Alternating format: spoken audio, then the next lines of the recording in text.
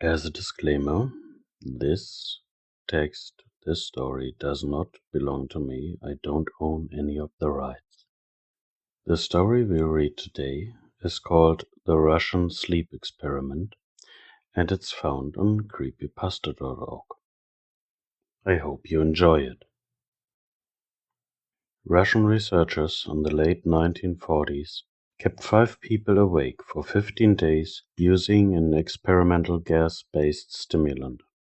They were kept in a sealed environment to carefully monitor their oxygen intake so the gas didn't kill them, since it was toxic in high concentrations.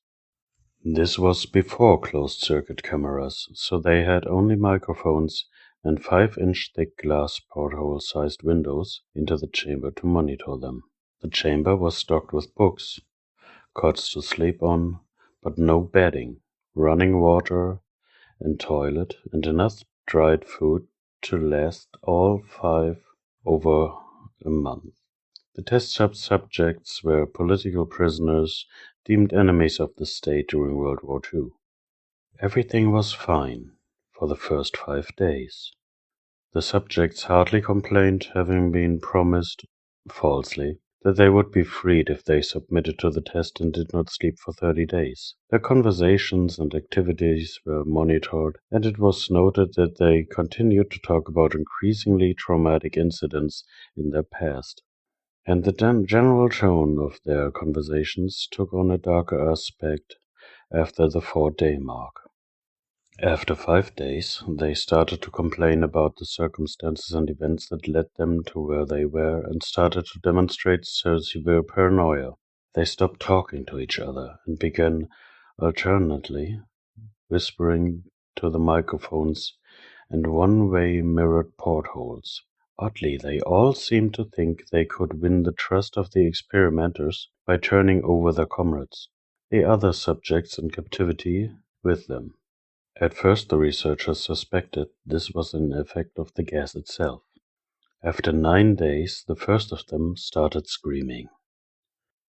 He ran the length of the chamber, repeatedly yelling at the top of his lungs for 3 hours straight.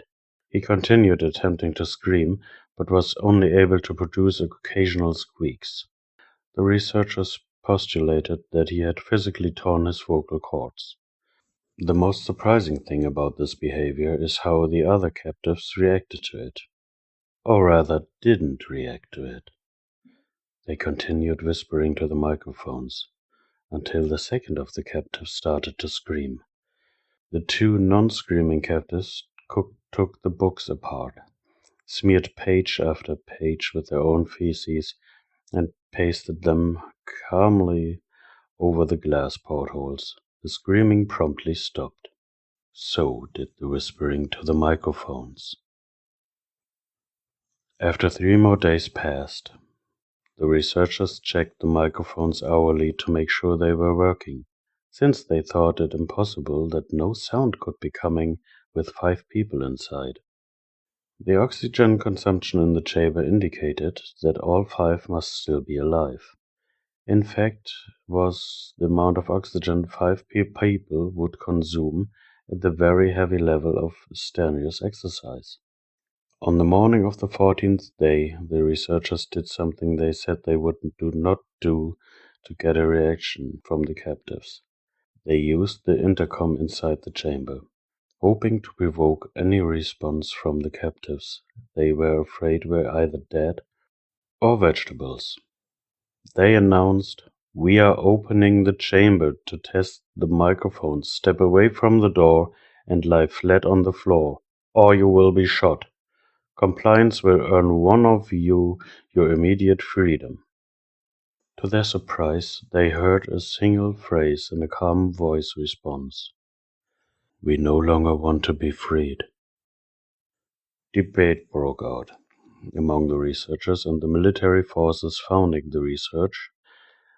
Unable to provoke any more response using the intercom, it was finally decided to open the chamber at midnight on the 15th day.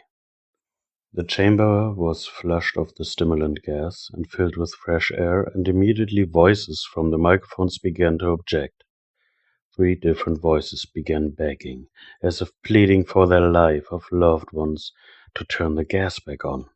The chamber was opened, and soldiers sent in to retrieve the test subjects. They began to scream louder than ever, and so did the soldiers when they saw what was inside. 4 of the 5 subjects were still alive, although no one could rightly call the state that any of them were in alive. The food rations past day 5 had not been so much as touched. There were chunks of meat from the dead test subjects' thighs and chests stuffed into the drain in the center of the chamber, blocking the drain and allowing 4 inches of water to accumulate on the floor. Precisely how much of the water on the floor was actually blood was never determined. All 4 surviving test subjects also had large portions of muscle and skin torn away from their bodies.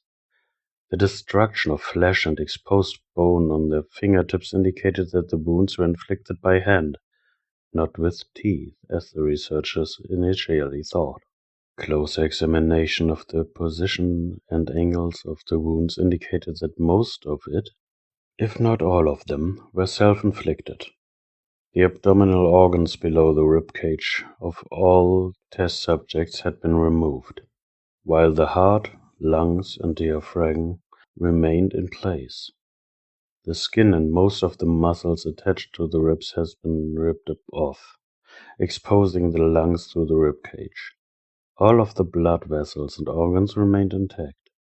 They had just been taken out and laid on the floor, fanning out the eviscerated but still living bodies of the subjects. The digestive tract of all 4 could be seen to be working, digesting food. It quickly became apparent that they digesting was their own flesh, that they had ripped off and eaten over the course of days. Most of the soldiers were Russian special operatives at the facility, but still many refused to return to the chamber to remove the test subjects. They continued to scream to be left in the chamber, and alternately begged and demanded that the gas be turned on, lest they fall asleep. To everyone's surprise, the test subjects put up a fierce fight in the process of being removed from the chamber. One of the Russian soldiers died from having his throat ripped out. Another was gravely injured by having his testicles ripped off and an artery in his leg severed by one of the subject's teeth. Another 5 of the soldiers lost their lives, if you count ones that committed suicide in the weeks following the incident. In the struggle, one of the 4 living subjects had his spleen ruptured, and he bled out almost immediately.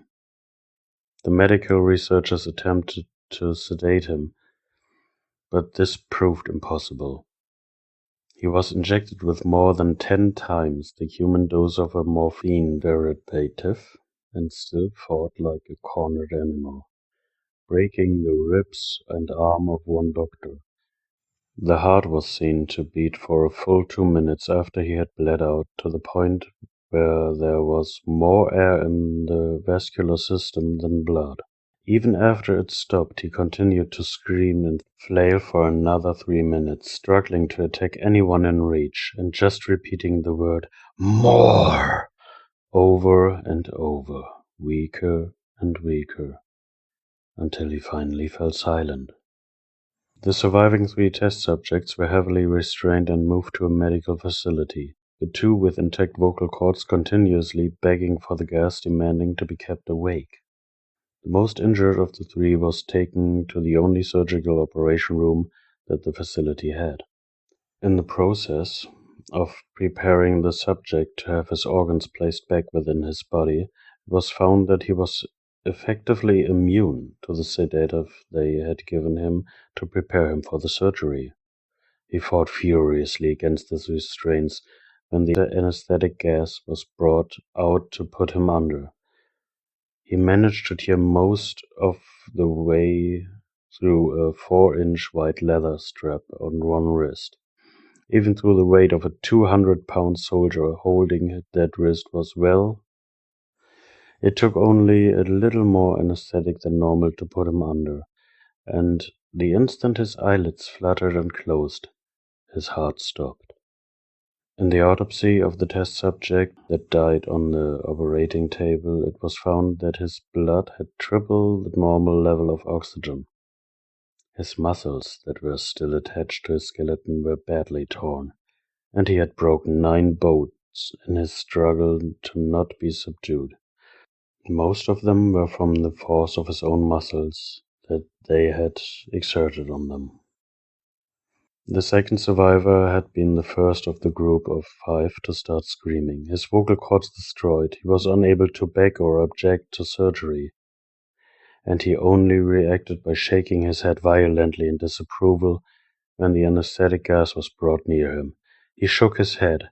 He shook his head yes when someone suggested reluctantly that they try the surgery without anesthetic, and did not react for the entire 6-hour procedure of replacing his abdominal organs and attempting to cover them with what remained of his skin.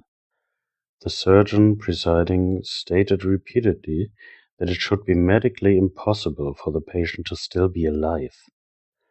One terrified nurse assisting the surgery stated that she had seen the patient's mouth curl into a smile several times whenever his eyes met hers.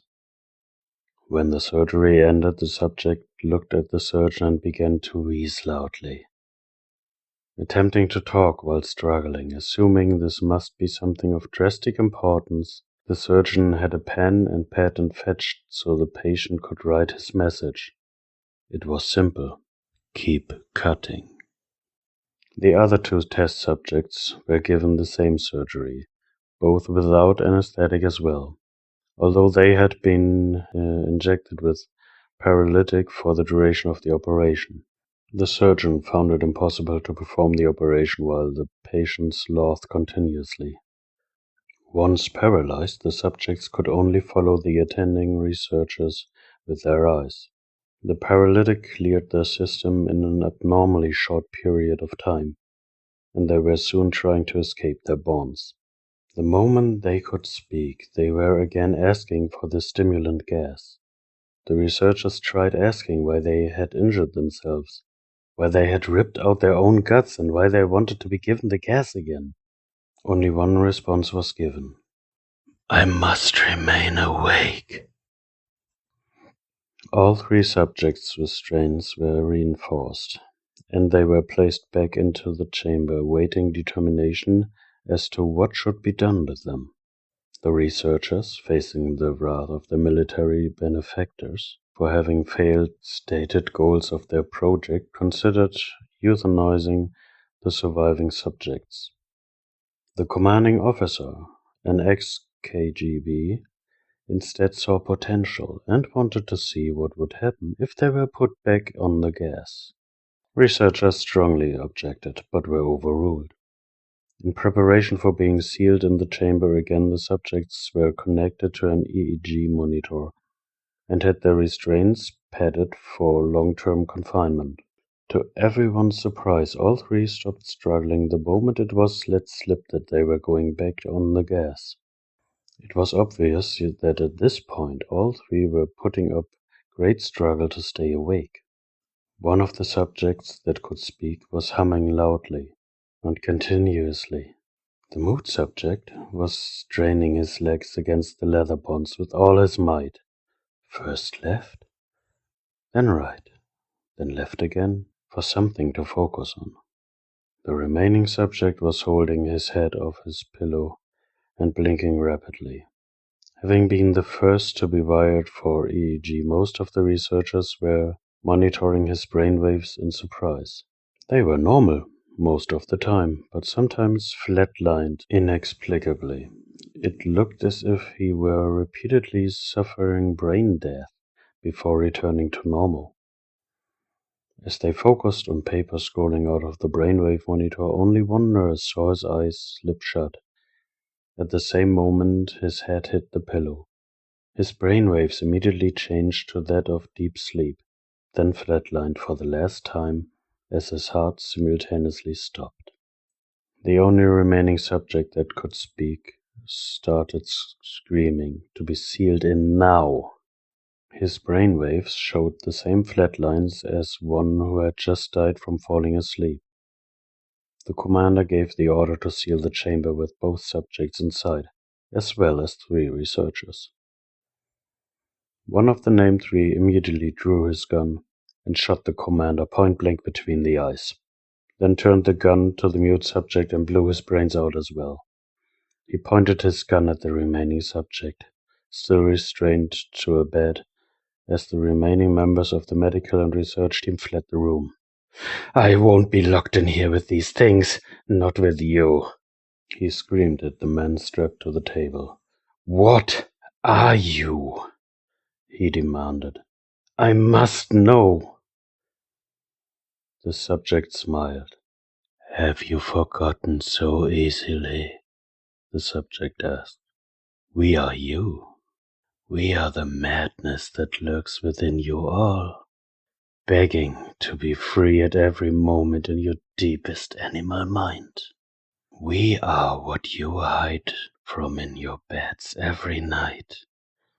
We are what you sedate into silence and paralyzes when you go to the nocturnal heaven where we cannot tread." The researcher paused, then aimed at the subject's heart and fired. The EEG flatlined as the subject weakly choked out, "So nearly free."